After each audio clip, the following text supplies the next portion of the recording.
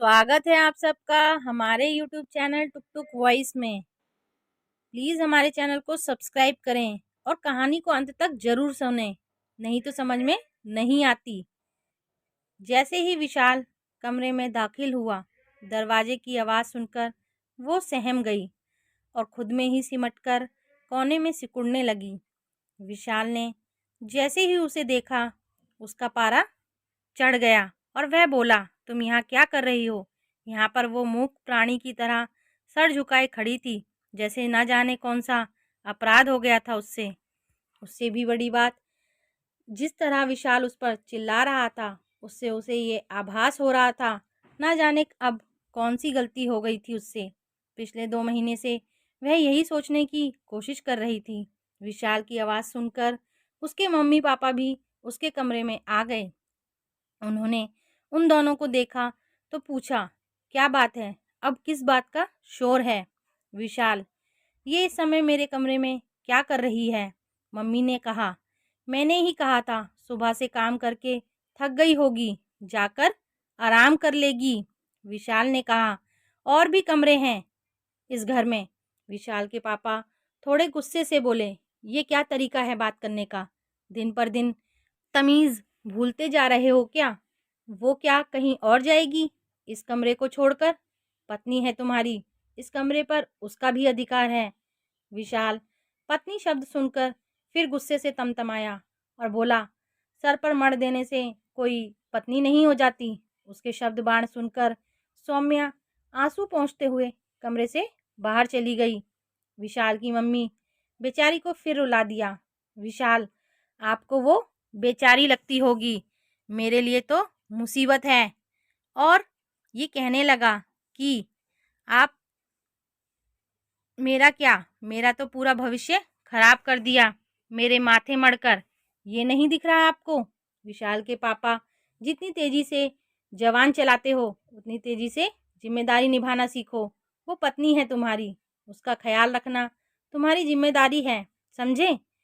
ये सीख तो उसे रोज मिलती थी, पर उसे कोई फर्क नहीं पड़ता। वो सोच में पड़ गया। 2 महीने पहले उसकी जिंदगी कितनी खुशहाल थी।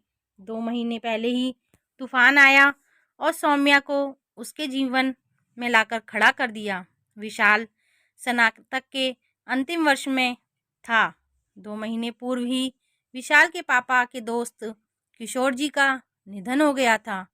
किशोर जी ने विशाल के पापा की बहुत मदद की थी जब वो गांव से शहर आए थे। किशोर जी के निधन के बाद उनकी इकलौती बेटी सौम्या का कोई सहारा ना रहा। माँ बचपन में ही चल बसी और रिश्तेदारों को जायदाद के अलावा कोई मोह ना था। विशाल के पापा ने सौम्या को अपने साथ अपने घर ले जाने का फैसला किया, लेकिन बिना उसके रिश्तेदारों की अनुमति के ले जाना संभव नहीं था। इसलिए उन्होंने विशाल और सौम्या की शादी गांव में साधारण रूप से करवाकर उसे अपनी बहू बना लिया और शहर ले आए। विशाल को ये बात बिल्कुल भी मंजूर न थी। काफ़ी बहस के बाद भी जब कोई बात ना बनी तो थक हार कर उसने माता पिता के कहने पर शादी करनी पड़ी, लेकिन सिर्फ नाम के लिए। सौम्या का उसके जीवन में कोई अस्तित्व नहीं था। गांव की सौम्या रूपवान के साथ साथ तीव्र बुद्धि की भी मालकिन थी। गांव में प्राथमिक शिक्षा की पढ़ाई पूरी होने के बाद उसकी पढ़ाई में ललक देखकर उसके पिताजी ने पास के जिला स्कूल में उसका नाम लिखवा दिया। इसी साल 12वीं की परीक्षा देकर अच्छे अंक हासिल किए थे, पर उसे क्या पता कि नियति ने उसके लिए क्या चुनाव करके रखा था। उसके पिता के निधन के बाद तो जैसे उसका बोलना बंद हो गया। विशाल की सख्त हिदायत थी कि वो कमरे में सिर्फ रात को आए, जब वो सो जाए और बिस्तर जमीन पर लगाए। मानो सौम्या के अरमान तो उसके बाबा की चिता के साथ ही जल गए थे। वो बस चुपचाप विशाल की नफरत सहकर इस घर का कर्ज चुकाने में लगी थी। एक दिन जब विशाल अपने कॉलेज गया हुआ था तो सौम्या कमरे की सफाई कर रही थी। इसी बीच उसकी नज़र मेज पर रखी किताबों पर पड़ी। किताबों से तो ना जाने उसका प्रेम कितना पुराना था। एक बार फिर से किताबों पर उंगलियां फिराकर उसे कितना सुकून मिल रहा था। उसे उन्हें खोलकर ज्यों ही कुछ पढ़ने की कोशिश की उसने, तभी विशाल का कमरे में आना हुआ और अपनी किताबों के पास सौम्या को देखकर वह भड़क उठा, चिल्ला उठा और बोला, तुम्हारी हिम्मत कैसे हुई मेरी किताबों को हाथ लगाने की? तुम पर क्या कर रही थी यहाँ पर? अपना तो पता नहीं, मेरा भविष्य जरूर खराब कर देगी ये गंवार। आज तक सौम्या चुपचाप सुनती रही, लेकिन ये गंवार शब्द उसके दिल को भेदता हुआ निकला और 2 महीने का मौन कुछ इस तरह टूटा कि उसने बोला, गंवार नहीं हूं मैं। विशाल उसकी आवाज और उसके बदले हुए रूप को देखकर गुस्से से बोला, क्या कहा तुमने? सौम्या नजरें नीची करके बोली, माना कि मेरी परवरिश आपकी तरह शहर में नहीं हुई है, मैं शहर के रहन सहन से वाकिफ नहीं हूँ, लेकिन मैं ऐसी शिक्षा की मोहताज नहीं। विशाल उसे हैरानी से देखे जा रहा था। सौम्या अब भी जमीन पर नजरें गड़ाए बोले जा रही थी, माना कि मेरी वजह से आपको बहुत परेशानियां हो रही हैं, आपको भी मेरे दुखों का बोझ उठाना पड़ रहा है, लेकिन मैं भी मजबूर हूँ। किसी के ऊपर बोझ नहीं बनना चाहती थी, लेकिन नियति ने यही लिख रखा था मेरे नसीब में, तो इसमें कोई कुछ नहीं कर सकता। अगर मेरे बस में होता तो इस तरह अपना आत्मसम्मान छोड़कर नहीं रहती, लेकिन माँ बाबूजी का कर्ज नहीं उतार सकती। जो उन्होंने इतने लोगों के बीच मुझे अपने परिवार में शामिल किया। आपको जितनी भी शिकायतें हैं, जितनी भी कड़वाहट है, सब मंजूर है मुझे, लेकिन गवार ना बोलना। बहुत एहसान होगा आपका। इसके बाद वो तीर की भांति सीधे कमरे से बाहर निकल गई, लेकिन उसके कहे शब्द विशाल के जहन में कौंध गए थे। वो बेचैन हो उठा, लेकिन उसका अहम अभी भी यह सब मानने को तैयार नहीं था। कुछ दिन घर में काम करने वाली शांता अपने छोटे से बच्चे को लेकर आई। सौम्या का उसके साथ मन लग गया और वह उसके साथ खेलने लगी। ये देखकर विशाल के माता पिता को भी कुछ संतोष मिला, भले ही कुछ देर के लिए ही सही। वे आज हंसी तो सही। खेलते खेलते बच्चे के हाथ से पानी का गिलास गिर गया। सौम्या ने देखा तो विशाल के कुछ असाइनमेंट थे, जिन पर पानी गिरने से उसकी लिखाई बह गई और हल्की छाप भर रह गई। सौम्या भी घबरा गई। विशाल तो पहले ही उससे चिढ़ता था और अब तो गंभीर परिस्थिति बन गई थी। वो कुछ सोच भी नहीं पाई कि विशाल ने आते ही जब ये देखा तो आग बबूला हो उठा। अब सौम्या सच बताए भी तो कैसे? बच्चा तो पहले ही रोने लगा था। एक बार फिर चिल्लाने की सी आवाज से विशाल की मम्मी भागी भागी आई। क्या हुआ? कैसे चैन नहीं पड़ता तुझे? विशाल, ये इसे पूछो क्यों ग्रहण बनकर बैठी है मेरी जिंदगी में। मम्मी, अब क्या दिक्कत हो गई? विशाल, मेरी पूरी मेहनत से मेरे असाइनमेंट पर पानी गिरा दिया। अब मैं क्या जमा करूंगा कॉलेज में? ये सब हरकतें हैं इसकी। फिर कहती है मुझे गवार मत बुलाओ। विशाल गुस्से से बाहर निकल गया। मम्मी ने सौम्या को समझाया, जो उन खराब हुए असाइनमेंट को देख रही थी। मम्मी बोली, तो उसकी बात को दिल पर लगा, अपने आप शांत हो जाएगा। सौम्या आंसू पोंछकर बोली, मुझे उनकी बात का बुरा नहीं लग रहा। ये लग रहा है कि कल क्या करेंगे वे कॉलेज में। मम्मी बोली, वो तुझसे इतना नाराज रहता है, फिर भी तुझे उसकी फिक्र हो रही है। सौम्या, एक मदद करेंगी आप मेरी? तू बोल तो सही बेटा। अगले दिन जब विशाल कॉलेज पहुंचा तो उसका मूड बहुत खराब था। कॉलेज में जब उसका असाइनमेंट जमा करने का नंबर आया तो वह खड़ा हो गया। इससे पहले कि वह कुछ कह पाता, तभी उसका दोस्त कपिल भागता हुआ आया और हाँफते हुए बोला, विशाल, तेरा असाइनमेंट तू घर भूल गया था, भाभी देने आई थी। विशाल उसे हैरानी से देख रहा था। इससे पहले कि वो कुछ समझ पाता, तब तक कपिल ने उसे उसका असाइनमेंट उसके हाथ में पकड़ाया और अपना असाइनमेंट जमा करके सीट पर बैठ गया। विशाल ने अपनी फाइल खोली तो वो कंप्लीट थी। उसने भी चुपचाप से जमा कराया और फिर छुट्टी के बाद कपिल से बोला, ये तूने बनाया? कपिल, मैंने तो अपना असाइनमेंट ही रात भर जग के बनाया है। विशाल, फिर मेरा असाइनमेंट? कपिल, भाभी जी ने बनाया। विशाल हैरानी से, सौम्या ने? सौम्या ने कपिल आंटी का फ़ोन आया था। शाम को भाभी से बात करवाई। उन्होंने विषयों के नाम और उनसे संबंधित किताबें पूछी और फिर सुबह तेरे निकलने के बाद मुझे ये देते हुए जमा करने को बोल दिया। विशाल खामोशी से घर लौट आया। सौम्या भी उसका बेसब्री से इंतजार कर रही थी। विशाल ने उसे एक नज़र देखा और बिना कुछ बोले हुए अपने कमरे में चला गया। सौम्या के मन में उथल पुथल मच रही थी कि पता नहीं क्या हुआ होगा। बड़ी हिम्मत करके एक प्याला चाय लेकर कमरे में गई। विशाल को जैसे ही उसने चाय दी, तुरंत उसने सवाल पूछा, ये तुमने कैसे बनाया? सौम्या हैरानी से, जी। विशाल, असाइनमेंट कैसे बनाया? सौम्या, जी वो कुछ किताबों से मदद ली और कुछ इंटरनेट से। रात भर में पूरा हो गया। विशाल, तुम्हें इंटरनेट का इस्तेमाल करना आता है? सौम्या एकटक उसे देखने लगी और फिर नज़र झुकाकर बोली, इतनी भी गंवार नहीं हूँ जितना आप समझते हैं। और बिना उसका जवाब सुने बाहर निकल आई। पर इस बार विशाल के दिल में उसके लिए कुछ तो नरमी आई थी। रात में वो दूध का गिलास विशाल के लिए लाई और अपने बिस्तर नीचे बिछाने लगी। विशाल पढ़ रहा था, लेकिन आज उसका ध्यान सौम्या पर ही था। पहली बार शायद अपनी कड़वाहट कम होने पर वह उसे देख रहा था। सौम्या में कोई कमी नहीं थी, लेकिन अपने अहम में उसने उसकी तरफ कभी देखा ही नहीं।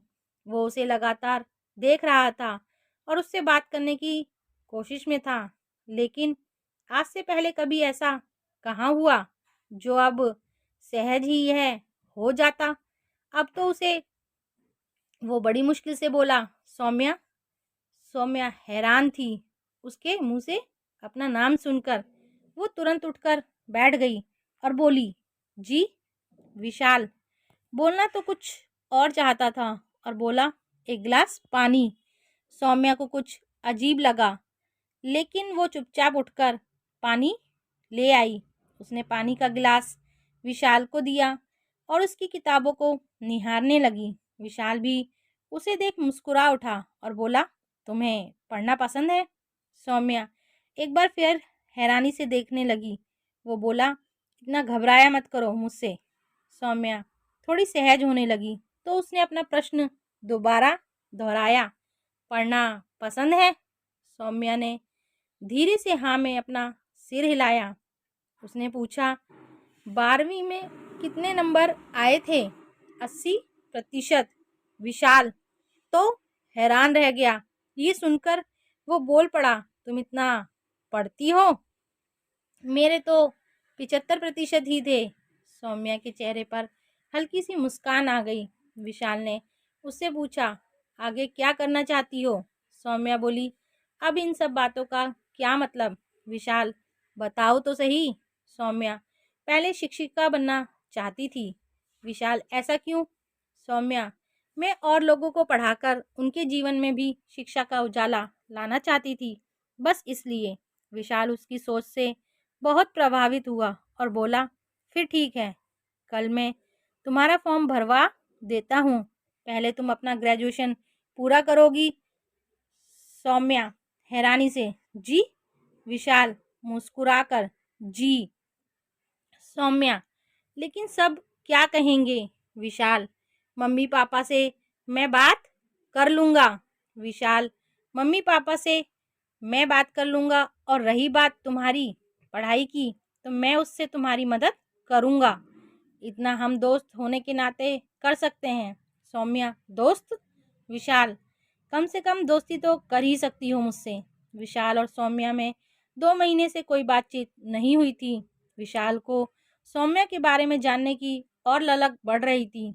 वहीं सौम्या को जैसे उसकी बात पर विश्वास नहीं हो रहा था, फिर भी मानो वह सुकून में थी।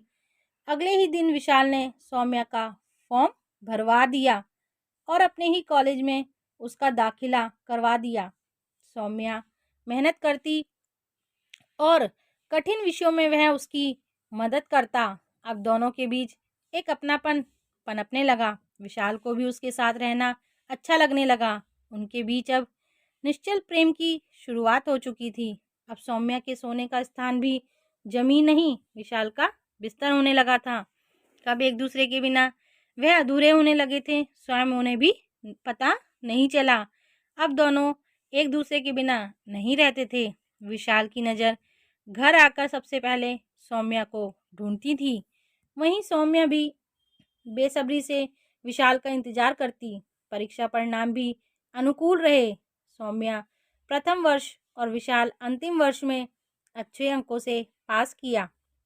विशाल ने अब एक अच्छी कंपनी अपना स्थान सुनिश्चित किया, तो वहीं सौम्या आगे की पढ़ाई पर ध्यान देने लगी। उस समय अपनी गति से बढ़ने लगा और देखते ही देखते सौम्या ने असिस्टेंट प्रोफेसर के पद पर चयनित होकर सबका गर्व बढ़ाया। जब उसे उसका कॉलेज की तरफ से सर्वश्रेष्ठ विद्यार्थी का सम्मान दिया गया तो छलकती आंखों से उसने कहा, इस सम्मान के हकदार मेरे सास ससुर हैं, जिन्होंने मुझे इतना विश्वास दिलाया, और मेरे पति, जिनकी वजह से आज मैं यहाँ पर हूँ। अगर उन्होंने मुझे विश्वास ना दिलाया होता तो मैं खुद भी अपनी काबिलियत को नहीं जान पाती। विशाल की आंखें भी नम हो गईं। सौम्या की बात सुनने के बाद मुख्य अतिथि ने विशाल को मंच पर बुलवाया और उसके हाथों सौम्या को पुरस्कार दिलवाया। दोनों की ही नेत्रों से गंगा बह रही थी। विशाल और सौम्या अपने कमरे में आने वाले जीवन के सुखद सपने देख रहे थे। विशाल अपनी बाहों में भर सौम्या को देखता रहा। सौम्या ने खुद को इस तरह देखते हुए पाया तो वो बोल उठी, आप मुझे ऐसे क्यों देख रहे हो? वो मुस्कुरा कर बोला, देख रहा हूँ, सबके सामने इतना कुछ कह दिया, लेकिन आज तक मुझसे वो नहीं कहा जो मैं सुनना चाहता हूँ। सौम्या मुस्कुरा कर बोली कि मेरे लिए प्रेम की परिभाषा भी आप हैं और प्रेम का अस्तित्व भी। आप पर शुरू और आप पर ही ख़त्म होता है। आप नहीं होते तो मैं इस अनुभूति से अनिभज्ञ रह जाती। विशाल ने सौम्या को सीने से लगा लिया और बोला, मुझे भी विश्वास नहीं हो रहा कि जिस लड़की से मैं इतना भागता था, जिसे देखना भी गवारा ना था मुझे, वही लड़की जीवन में प्रेम की एहसास कराएगी और उसके बिना जीने की कल्पना भी नहीं कर पाऊंगा मैं। सौम्या भी उसके बातों में सुकून और प्रेम कर समुंदर में उतरती जा रही थी और दोनों आगामी जीवन के खूबसूरत सपनों में खो गए। अगर आपको हमारी कहानी अच्छी लगी हो तो प्लीज़ चैनल को सब्सक्राइब करें, लाइक करें, कमेंट करें और शेयर करें।